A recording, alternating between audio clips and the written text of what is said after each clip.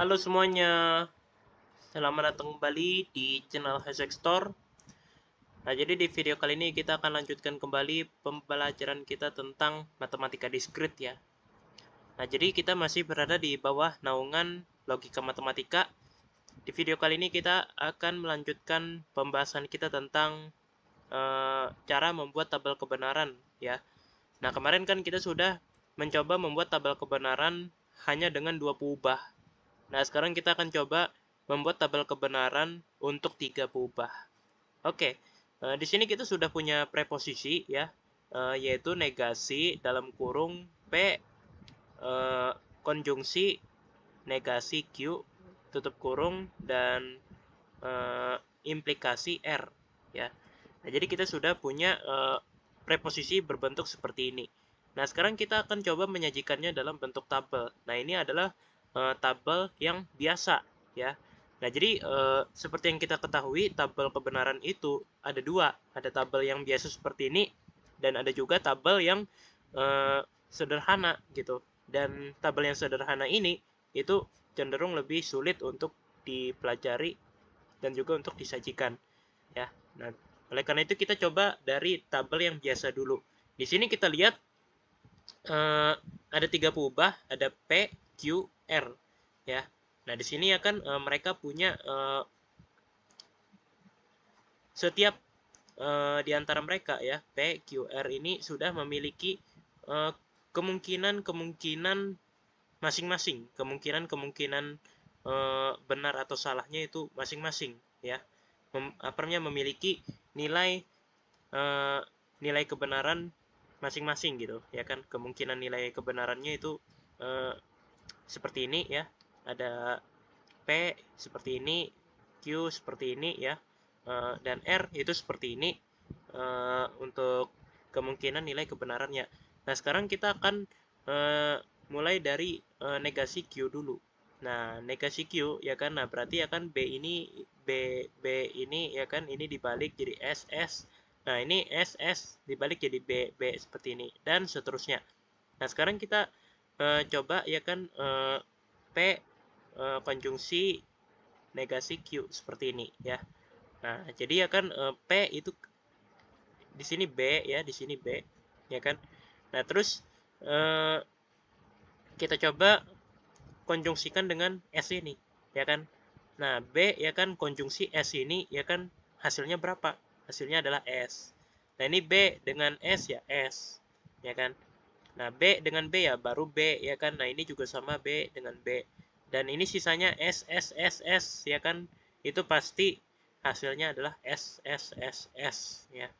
Nah, jadi ya kan seperti yang kita tahu ya kan, konjungsi itu kalau misalnya salah satu aja S, maka hasilnya S. Nah, sekarang ya kan kita coba balik ya kan seperti ini.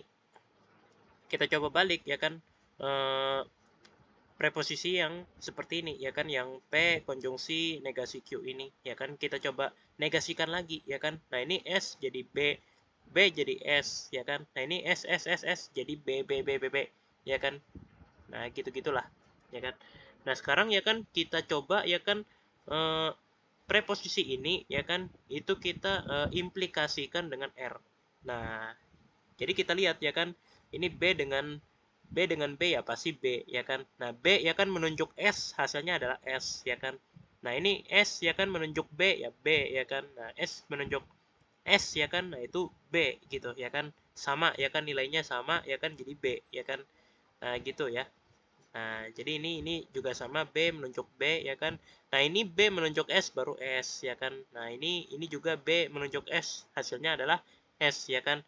Nah, begitu. Jadi intinya ya, tabel kebenaran yang biasa seperti ini dia bakal membagi-bagi ya kan, dia bakal membagi-bagi ya kan preposisi yang ini ya kan satu-satu ya kan, seperti ini ya kan. Jadi dimulai dari yang paling sederhana dulu ya kan.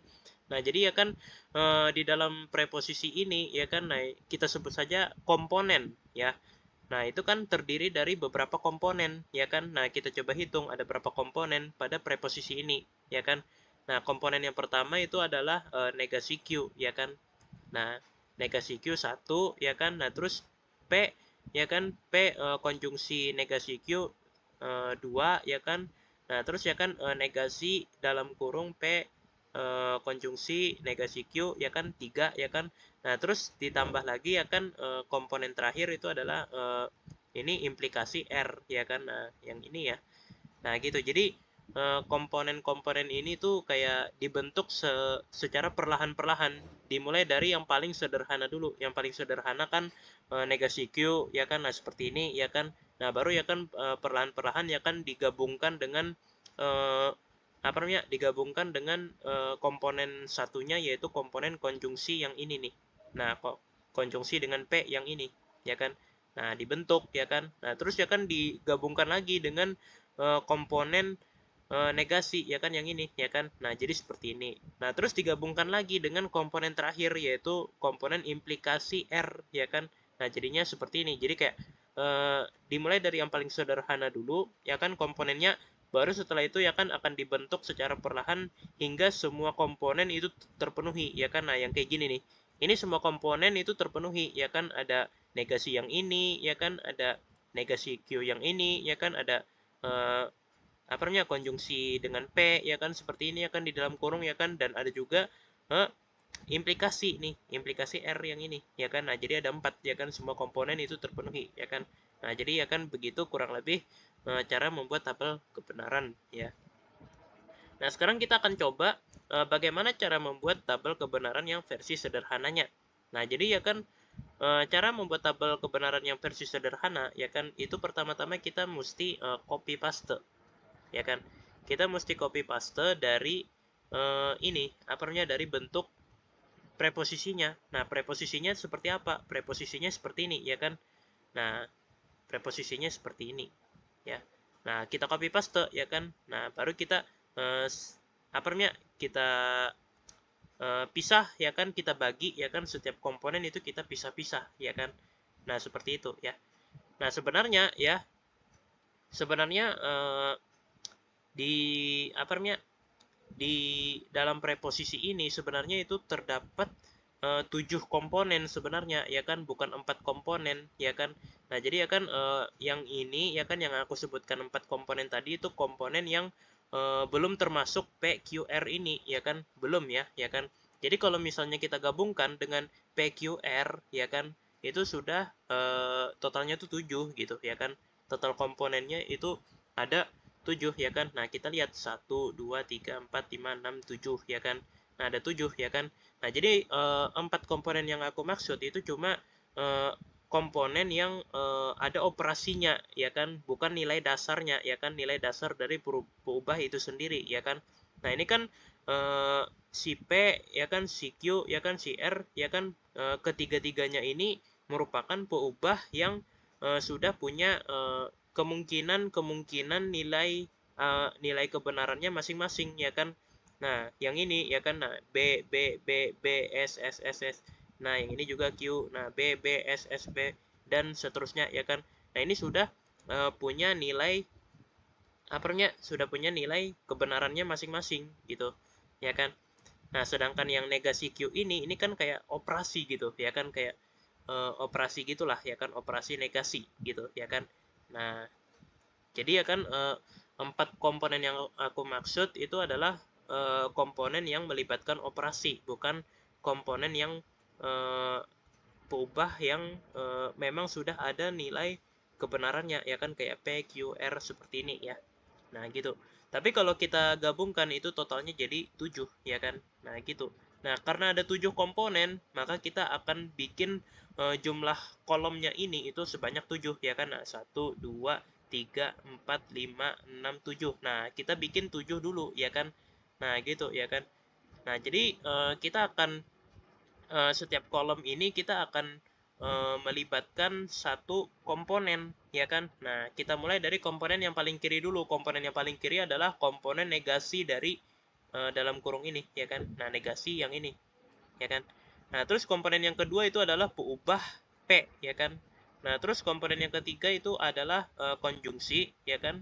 Nah, terus komponen yang keempat itu adalah negasi dari Q ya kan, seperti ini ya. Dan komponen yang kelima itu adalah nilai peubah Q ya kan. Nah, terus ya kan yang ke-6 ini adalah implikasi ya, implikasi ke R, ya kan. Dan yang terakhir di kolom terakhir itu adalah nilai dari peubah R, ya kan. Nah, pertama-tama ya kan kita tentukan dulu nilai yang sudah kita ketahui, ya kan. Nah, nilai yang sudah kita ketahui kan ada peubah P, ada peubah Q, ada peubah R, ya kan. Nah, kita lihat lagi di sini ya kan, dimulai dari P dulu deh, ya kan, peubah P. Nah, nilai kebenarannya apa aja nih ya kan? Nilai kemungkinan kebenarannya nih ada B, B, B, B, B, B, dan S, S, S, S. Nah, gitu ya kan. Dan ini dia berada di kolom ke-1. Nah, kita lihat ya kan, di sini dia pakai kolom ke-1 nih. Dia pakai kolom ke-1. Nah, B, B, B, B, S, S, S, S. Nah, terus yang Q lagi ya kan dia pakai kolom kedua ya kan. Nah, seperti ini ya kan, B, B, S, S. Nah, dan seterusnya ya kan. Nah, kita lihat di sini ya kan, dia pakai kolom kedua ya kan. Nah, isinya B, B, S, S, S, S. Nah, dan seterusnya. Nah, terus yang terakhir itu adalah peubah R, itu dia pakai di kolom ketiga. Nah, ada B, S, B, S, B, S, B, S. Nah, seperti itu ya. Nah, kita lihat ya kan, di sini dia pakai kolom ketiga. Nah, seperti ini ya, teman-teman. Nah, setelah kita mengetahui ya kan nilai dari peubah P, Q, dan R, baru deh ya kan kita coba kerjakan satu-satu ya kan. Nah, misalnya ya kan kita mulai dari negasi Q dulu ya kan. Nah, misalnya di sini Q-nya ada B, B ya kan. Nah, negasinya berapa? Negasinya adalah S ya kan. Nah, di sini B jadi S. Nah, di sini S jadi B, B jadi S jadi B ya kan. Nah, seperti itu ya kan. Nah, jadi ya kan negasi ini ya kan kita harus tahu negasi yang ini kah atau negasi yang ini. Nah, jawabannya adalah negasi yang Q ini, ya kan. Nah, jadi ya kan patokannya ya kan untuk mengisi kolom negasi Q ini itu adalah di sini, ya kan, di kolom Q ini, ya kan. Nah, jadi B ya kan. Jadi di sini Q-nya B ya kan, karena ini negasi itu berarti dibalik jadi S. Nah, seperti itu. Nah, terus ya kan 4 kolom sudah terisi ya kan. Nah, baru ya kan kita kerjakan yang konjungsi yang ini deh lagi ya kan. Nah, konjungsi yang ini. Nah, kita P sudah tahu ya kan nilai negasi maaf, nilai peubah P ya kan dengan nilai negasi Q kita udah tahu. Nah, sekarang kita coba deh ya kan konjungsikan ya kan. Nah, B ya kan kita konjungsikan dengan S. Hasilnya adalah S. Nah, seperti ini. Nah, jadi patokannya ya dari dari kolom ini itu adalah dari sini dan juga dari sini. Nah, ini B ya kan konjungsi S ya jadi S. Nah, ini B dengan B ya kan. Nah, sama baru B ya kan. Hasilnya ya kan. Nah, ini S dengan S ya pasti S ya kan. Nah, S dengan B pasti S gitu ya kan. Nah, ingat ya, konjungsi kalau salah satu aja ya kan yang S ya kan, maka dia hasilnya adalah S. Nah, seperti itu ya. Nah, terus ya kan setelah ini sudah kita kerjakan, sudah terisi ya kan, baru kita coba kerjakan yang ini lagi ya. Nah, gitu ya. Jadi sebenarnya intuitif sih sebenarnya ya. Membuat tabel kebenaran versi sederhana ini sebenarnya rada intuitif ya. Jadi kita mesti tahu nih ya kan, kira-kira kita kerjakan yang mana dulu ya. Yang pasti ya kita mesti isi kolom peubahnya ya kan. Nah, peubahnya kan ada P, ada Q, ada R. Nah, itu mesti kita isi dulu ketiganya gitu ya kan. Baru kita coba kerjakan operasinya satu persatu dan terserah aja ya kan kita mau ngerjakan yang dari yang mana dulu ya kan sebenarnya, karena ini intuitif gitu ya kan. Tapi kalau secara intuitif ya kan kita mesti kerjakan yang ini dulu ya kan, yang pertama-tama, karena ini yang paling sederhana ya kan. Nah, gitu ya kan. Jadi sebenarnya intuitif juga sih ya kan, kita mesti berpikir kira-kira mana yang paling sederhana nih ya kan, yang yang jadi pondasi gitu ya kan. Yang jadi pondasi itu yang mana gitu ya kan. Nah, analoginya seperti kita membangun rumah, kira-kira secara intuitif kira-kira mungkin nggak kita langsung bangun bangun atap ya kan, bangun atapnya ya kan tanpa membangun pondasinya dulu ya kan di bawah tanah ya kan, nggak mungkin kan ya kan. Nah, sama ya kan tabel kebenaran juga seperti itu ya. Membuat tabel kebenaran versi sederhana juga seperti itu ya kan. Kita nggak mungkin bisa mengerjakan yang tabel yang ini ya kan tanpa kita menyelesaikan maksudnya kolom kita nggak mungkin bisa menyelesaikan kolom yang ini kalau kita belum menyelesaikan kolom yang ini, ya kan, kolom yang ini, ya kan. Nah, kita belum bisa, ya kan. Nah, gitu. Jadi kayak apa ya? Kita mesti cari tahu dulu nih, ya kan, yang mana nih, ya kan, fondasi gitu, ya kan, yang jadi fondasinya gitu, ya kan, yang mesti kita kerjakan paling awal gitu, ya kan. Nah, gitu ya kan. Gak mungkin ya kan kita pengen bangun rumah, tiba-tiba bangun atap duluan ya kan, baru kita bangun fondasi kan gak mungkin gitu ya kan. Nah, gitu ya teman-teman. Oke, kembali ke kolom ini ya kan. Nah, kita sudah tahu ya kan, yang ini ya kan, nilainya berapa kita sudah dapat, yang ini juga nilainya berapa kita sudah dapat ya kan. Nah, ini dia ya kan. Nah, baru ya kan, setelah itu ya kan, setelah kita mengetahui ya kan nilai dari ini ya kan, nilai dari ini nih ya kan. Nah, baru deh ya kan kita negasikan. Nah, jadi ya kan, di sini S jadi B, di sini B jadi S ya kan. Nah, di sini S jadi B ya kan. Nah, ini S juga jadi B dan seterusnya ya sampai bawah sini ya. Nah, gitu ya. Nah, jadi patokan patokan yang ini tuh dari sini ya kan, patokan kolom yang ini tuh dari kolom sini ya kan, patokannya ya. Nah, gitu eh, karena ya kan, ini kan negasi dari ini ya kan, dalam kurung P ya kan, P yang konjungsi ya kan negasi Q ini ya kan. Nah, sedangkan kolom yang ini itu menampung hasil dari P konjungsi negasi Q ya kan. Nah, berarti ya kan, hasil dari dalam kurung P konjungsi negasi Q itu adalah hasilnya di sini ya kan. Dan ini adalah negasinya ya kan, atau kebalikannya. Nah, gitu ya. Nah, terus kita sudah dapat nih ya kan, ini dia nilainya B, B, S, S, B, B, B, B, B ya kan, sudah dapat nilainya. Yang terakhir adalah kita akan implikasikan dengan R ya. Nah, pertama kita lihat dulu ya kan, B menunjuk B hasilnya adalah B ya kan. B menunjuk S hasilnya adalah S ya kan. Nah, S menunjuk B hasilnya B ya kan. Nah, gitu-gitu ya. Ya kan. Nah, ini S ya kan, menunjuk S ya kan. Nah, hasilnya B ya, sama ya kan. S menunjuk S sama-sama S, B hasilnya. Ini B juga menunjuk B jadi B ya kan. Nah, B menunjuk S jadi S ya kan. Nah, gitu ya. Nah, dan seterusnya ya kan. Nah, jadi patokan dari tabel tabel sih, kolom ya. Nah, patokan kolom ini itu adalah dari sini ya kan. Maaf ya, kegeser ya PowerPoint-nya. Oke. Nah, jadi patokan dari kolom ini itu adalah dari sini ya kan, dari negasi ini ya kan, negasi ini ya kan, itu diimplikasikan dengan kolom ini ya kan. Nah, implikasi dari sini ke sini itu akan kita lihat di sini hasilnya. Nah, misalnya B implikasi S ya, S ya kan hasilnya. Nah, gitu-gitu ya pokoknya. Oke, jadi aku rasa segitu saja pembahasan kita tentang cara membuat tabel kebenaran untuk 3 perubahan sekaligus ya, teman-teman. Nah, jadi semoga dapat dipahami ya, teman-teman. Aku rasa segini dulu pembahasan kita ya. Dan kira-kira di video berikutnya apakah aku akan membuat tabel kebenaran yang versi 4 perubahannya? Jawabannya adalah sepertinya enggak ya, teman-teman. Jadi setelah kita membahas tentang 3 perubahan ya kan, dengan tabel kebenaran dengan 3 perubahan, mungkin kita akan berpindah ke materi berikutnya aja ya, teman-teman, tanpa mencoba yang 4 perubahannya. Mungkin kalau misalnya teman-teman penasaran ya kan bagaimana cara membuat yang 4 perubahan ya kan, mungkin silakan teman-teman coba sendiri ya.